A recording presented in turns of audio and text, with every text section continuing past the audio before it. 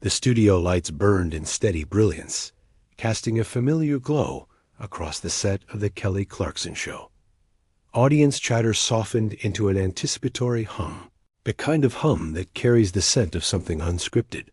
Then, without the expected cheerful introduction, Matthew McConaughey appeared at the top of the stairs. He didn't stroll. He arrived, shoulders squared, gaze direct. A man walking into a moment he knew could not be undone. The cameras reacted instinctively, pivoting to catch him from every angle, their lenses hungry. The audience leaned forward, smiles trembling on the edge of uncertainty. McConaughey's boots thudded against the stage floor, each step resonating like the slow, deliberate beat of a drum. He was a man who knew the script, but had chosen to throw it away. Kelly Clarkson rose from her chair, that practiced television smile lifting her features, but her eyes flickered with questions. He stopped halfway to his seat, not waiting for her invitation. "I'm not here to play nice," he said, his voice low but cutting through the quiet like the first crack of a storm. Producer at the wings leaned toward another crew member, whispering urgently, "What's he doing? This isn't in the segment notes." Fingers tapped nervously against clipboards. An assistant's hand hovered near the cue cards. Unsure whether to move forward or freeze. Clarkson gestured toward the couch, but McConaughey remained standing, scanning the crowd as if he were searching for someone or perhaps daring anyone to meet his gaze. The tension was alive now, breathing in the room. The air felt heavier, as though everyone present was complicit in something that had not yet happened. The narrative was shifting before anyone could name it. This was no longer a feel-good daytime segment.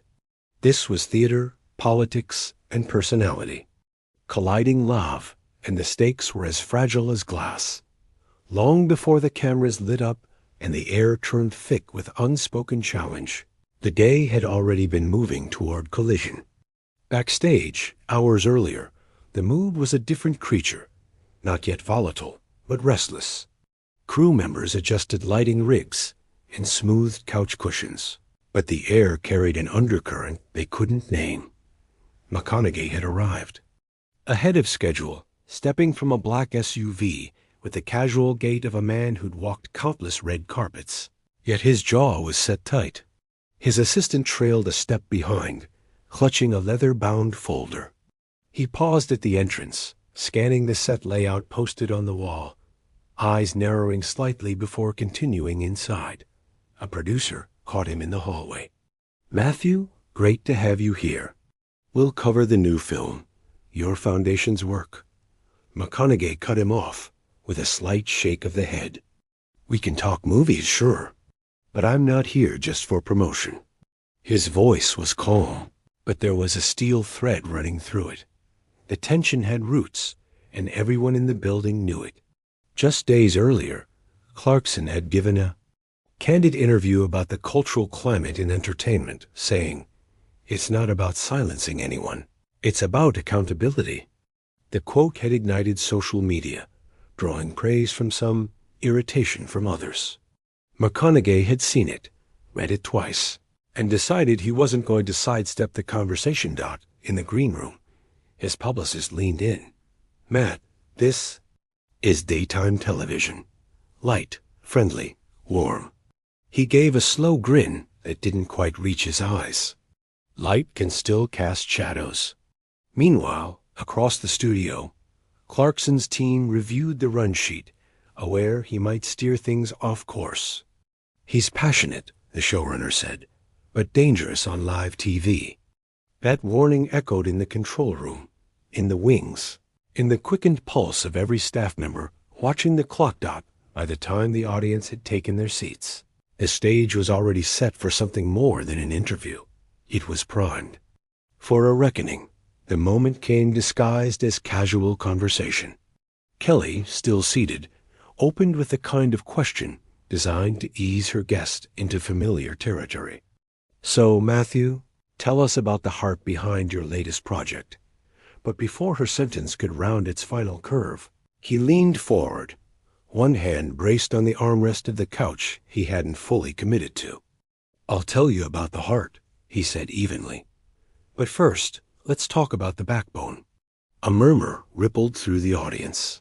Clarkson's expression barely shifted, a flicker of her lashes, a tilt of her chin, but the sudden stillness in her frame gave away the recalculation happening in her mind. "You mentioned accountability the other day," he continued, his Texas drawl softened but deliberate. "Now, I'm all for responsibility. But lately, I'm wondering, is free speech still free when it's only allowed in one direction?" The audience tightened like a coiled spring. Clarkson's smile stayed in place, but her voice carried a measured firmness. "Words have weight. Matthew, that's not about silencing. It's about owning the impact they have." He didn't flinch. "But who decides what that impact is? You? Them?"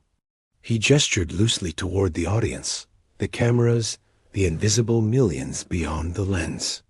"Or do we let the mob decide what's okay to say?" In the control room, a producer's voice rose over Combs. "Stay with her, stay with her. Don't cut." Clarkson shifted in her chair, leaning forward now, her tone cool but unwavering. "I stand on the side of truth, and truth doesn't fear accountability." The exchange hung in the air, electric, each word stacking on the last, like tinder on a growing fire.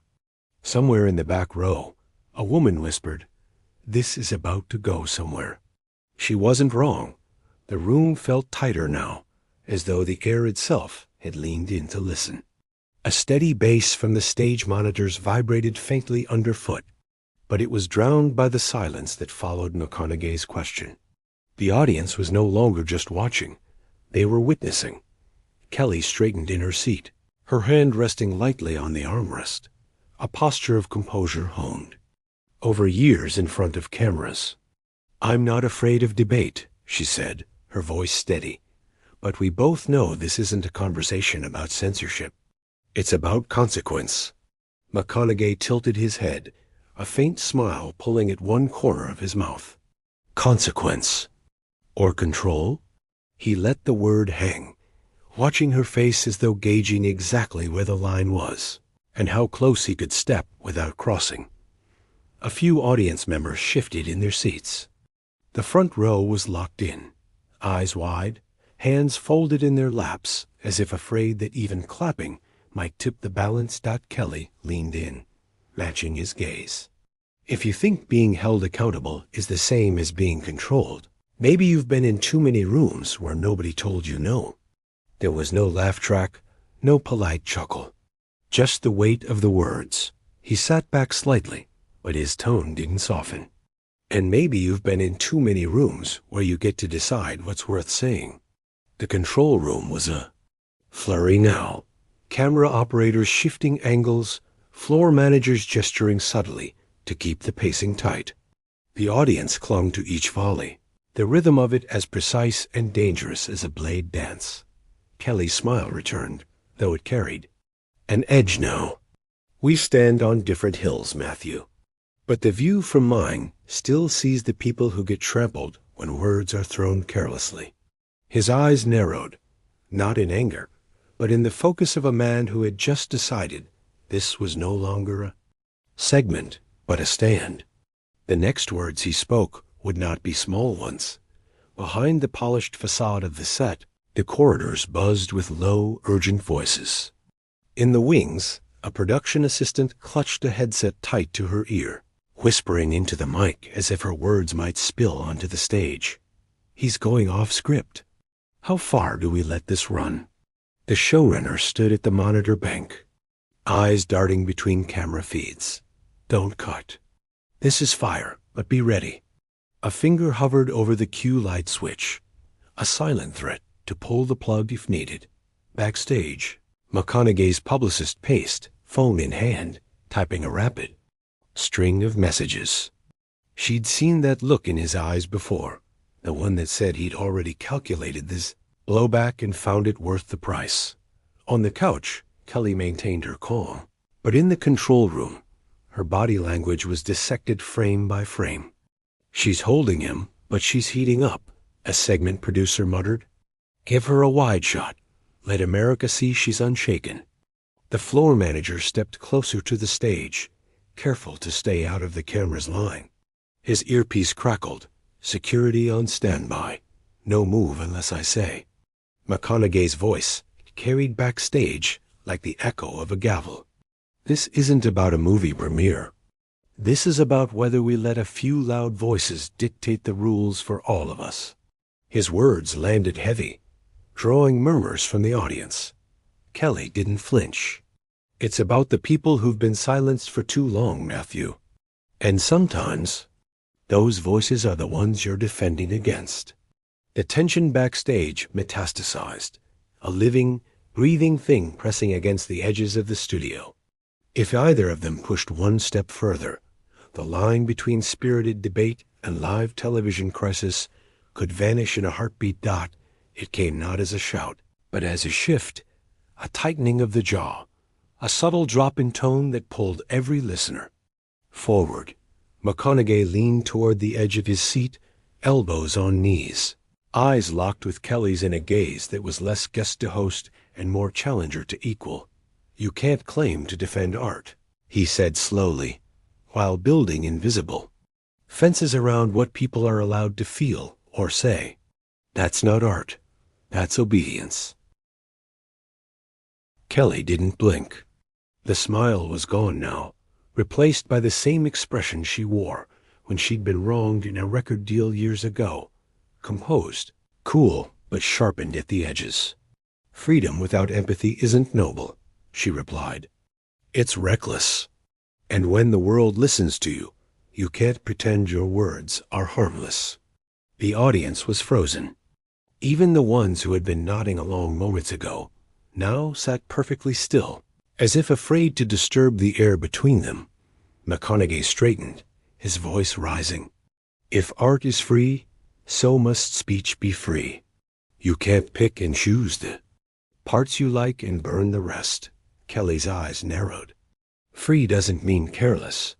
And your platform isn't a toy. It's a loaded weapon in a crowded room." The words landed like a slap in the silence. The control room erupted in whispers, fingers gesturing wildly over camera cues. A producer hissed into a headset, "Stay. Wide. Don't miss a thing."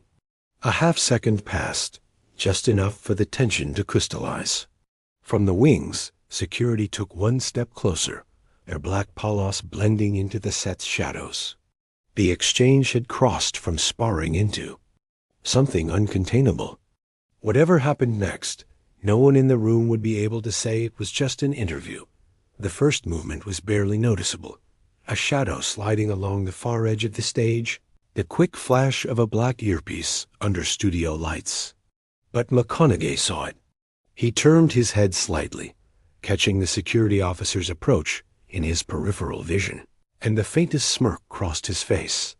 Kelly stayed seated, her posture unbroken, but her eyes flicked toward the wings. She knew what that meant. The quiet calculus of daytime television was breaking down. This was no longer about salvaging a segment, but about salvaging control. The officer stepped just inside the camera's blind spot, his hands clasped in front of him, the unspoken language of, "Sir, please don't make me do this." The floor manager's voice, low but urgent, bled through the crew headsets. "Stand by. If he pushes again, we move." McConaughey kept his gaze on Kelly. "You think walking me out changes the truth I'm saying?" She met his words with steady tone. "No, but the truth loses its power when it tramples over respect." The audience shifted uneasily, a few craning to see the dark figure near the set wall. Someone in the second row whispered, "Are they going to throw him out?" The whisper spread in ripples. The security officer stepped forward one more pace, now close enough that McConaughey could hear him breathe. "Sir, we need to keep the show moving," he said softly. McConaughey glanced at him, then back to Kelly. "I'm here to speak truth. If that's dangerous, maybe the danger's the point. The officer's stance didn't change, but the set's atmosphere did. The room was no longer holding its breath. It was bracing. What had been verbal sparring now teetered at the edge of live disruption, and everyone knew the next few seconds could define the broadcast forever. The decision came not as a word, but as a nod, a small, almost imperceptible dip of the floor manager's head toward the security officer. That was the signal. McConaughey had just begun to lean forward again, his voice gathering for another push when the officer moved into full view. The audience gasped. Cameras hesitated, instinctively pulling back to a wide shot to contain the unfolding scene. "Sir, I need you to come with me," the officer said, quiet but firm. McConaughey straightened, meeting the man's eyes. The smirk was gone now. His face was set, the kind of stillness that carried more defiance than a shout. "You're making a mistake," he said under his breath, though the mic caught it just enough for the front rows to hear. Kelly stayed in her chair, hands folded in her lap. She didn't gloat, didn't avert her gaze. She simply watched him, her voice low but steady. "We stand for respect here." The officer stepped closer, one hand lightly touching McConaughey's arm, guiding him toward the wings. He didn't resist, but neither did he quicken his pace. As they passed the edge of the stage, he turned his head just enough to let the words fall into the air like a promise. "This isn't over." The audience murmured in a mixture of shock and fascination, their eyes darting between Kelly and the empty space he'd left behind. Kelly turned back to the cameras, inhaled slowly, and let a faint, resolute smile return. "Let's continue," she said, as though she were resetting the room after a sudden storm. But the air wasn't reset. It was charged, humming with the aftershock of a moment that had already broken free of the studio and was racing toward the headlines. For a few seconds after McConaughey vanished into the wings, the stage felt like a room where the furniture had been rearranged while no one was looking familiar, but off balance. The applause sign flashed, but only a handful of hesitant claps broke the silence. Kelly adjusted the hem of her dress, a small, deliberate motion to steady herself. Her voice, when it came, was gentle, yet weighted. "Sometimes, conversations go places we don't expect. But that's the risk when you talk about what matters." In the control room, a producer gave a sharp gesture to roll the next segment package. On the monitors, colorful B-roll began playing, smiling guests, playful moments, but no one in the room was fooled. The tension had slipped under the skin of the show, and it wasn't letting go. The audience began whispering in low currents. One man in the third row leaned toward his wife. "That was real," he murmured. "Not TV real, real. Social media was already awake to the moment. In the back, a digital producer's phone lit up with a stream of alerts, clips posted, seconds apart, hashtags multiplying, screenshots of McConaughey's last words already making their rounds. Kelly kept her gaze on the camera, pushing forward with the segment as if the air weren't still vibrating with what had just happened. "We don't shy away from difficult conversations here," she said, "but we do it with respect." Her voice softened on the last word, letting it linger like the final note of a ballad. The crowd exhaled together, but it wasn't relief. It was recognition. They knew they'd been in the room for something that would live far longer than the episode's runtime.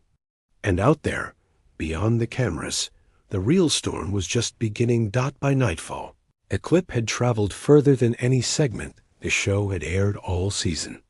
News tickers ran it between political scandals and international headlines. Commentators dissected every pause, every glance, every syllable. Kelly's statement to the press was brief but deliberate. "We welcome different perspectives, but we won't allow disrespect to drown them out." It landed in inboxes and on social feeds within the hour, praised by some, criticized by others. McConaughey, meanwhile, posted a short video from what looked like a quiet porch in Texas. He didn't name the show, But his message was unmistakable. "Truth isn't polite," he said, leaning against the wooden railing. "If you want it sugar-coated, you're not ready for it." His eyes held the same resolve they'd carried on stage, that the internet did what it always does. It split. Hashtags rose and collided. Op-eds appeared overnight. Was this about free speech? About civility? About the spectacle of conflict in a culture that consumes it like fuel? In the days that followed, think pieces and panel discussions sprang up, each reframing the moment through its own lens. Some said Kelly had embodied the grace and steadiness required of a public figure in chaotic times. Others said McConaughey had dared to voice what many were afraid to. Weeks later, when the noise had thinned but never vanished, a columnist wrote, "The incident was less about who was right and more about what happens when two public identities refuse to yield their ground. In that, they gave us something rare, an unvarnished moment in a polished world."